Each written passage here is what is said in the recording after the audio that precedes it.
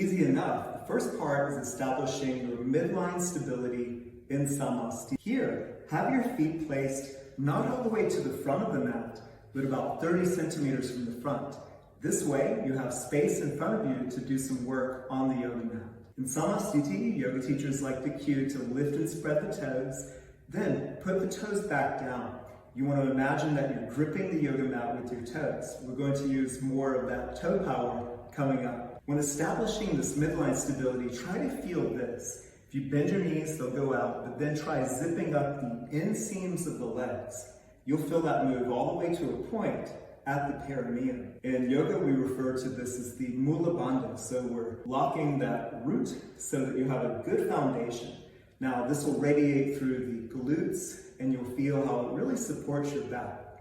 So the legs are really the support for your back. Continuing upstream, you want to think about your midsection.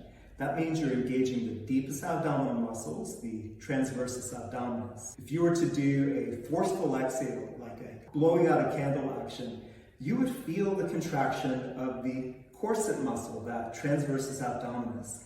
Now, the abs wrap all the way around to the back. So the glutes, that root lock, and then this midsection really gives you a great support through your whole body. Additionally, you want to think about the head position. The chin wants to balance right over the sternum here. Often we want to slide the head forward and backward to help establish that. The head's always tricky. Many of us walk around nowadays with the head quite forward, which is not great.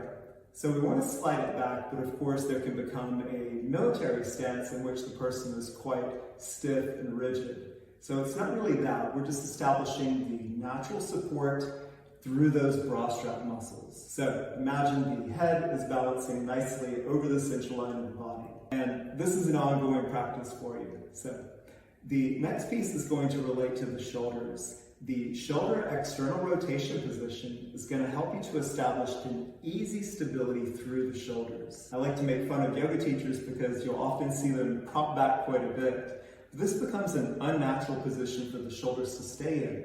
Here we are opening the chest for sure, but we're closing off the back of the heart. Better, you can establish just external rotation in which the rotator cuff muscles really support the posture and stabilize the posture of the shoulders.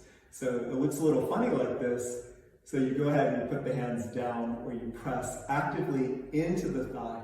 You'll notice that when you press into the thigh that it really turns on the midsection. So you push. Now, this may feel kind of stiff when you put it all together, but we want to establish some reference point around really zipping everything together in that Samasthiti position. This way, when we begin and finish our movement sequences, we really finish in a solid position, ready to start again.